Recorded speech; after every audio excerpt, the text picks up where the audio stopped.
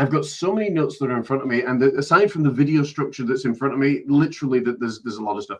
But one of the things that's really been concerning through this entire thing is how not so much the candidates running have conducted themselves, but more so how the celebrities have conducted themselves running. There was a number, unfortunately, from Hollywood and California that I had to unfollow on social media because they were for, mass abortion. They were for, a lot of stuff that I sat there and I just did not agree with, didn't feel comfortable with, abortions in the home, abortions for everybody.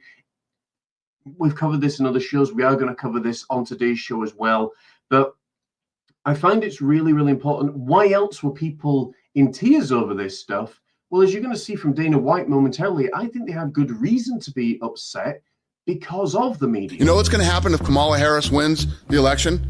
I'm going to get up the next day, I'm going to put my shit on, and I'm going to go to work. Right. I'm going to do what I do every day. Correct. You know what I mean? Do I think if Kamala Harris wins, the fucking world's going to end in the next 4 years? No. We'll have to grind through the next 4 years, and she's going to do a lot of fucking stupid shit, and whatever's going to happen. This whole Americanese, it's the end of the world. I don't believe that stuff.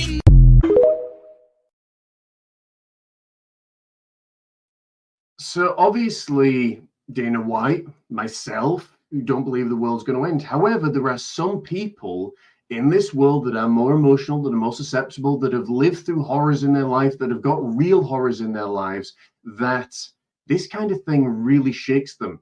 You know what else really shook them was COVID, because they believed, hey, that's also going to end. A lot of people were saying if Harris takes over, it means that the entire Western world becomes woke, as we saw earlier on. She was calling for everybody to become woke, and that is really concerning in itself, not so much at the fundamental root of what woke actually means, which is respect and empathy and caring and kindness for everybody, but what it's become. And as we talked about a number of times in a number of different shows, it started out as the Black Lives Matter sort of ideology, and has become something now that's been taken up by the LGBTQI community and made into something that unfortunately doesn't represent anything good.